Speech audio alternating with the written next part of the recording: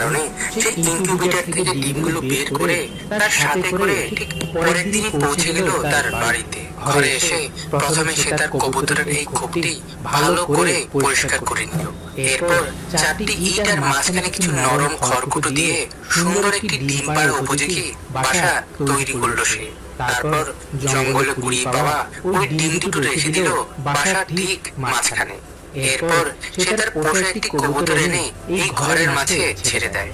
মূলত দিন কয়েক আগেই কবুতরটির ডিম দুটো নষ্ট হয়ে গিয়েছিল, যার কারণে হামজা বুদ্ধি করে এমনটা করছে।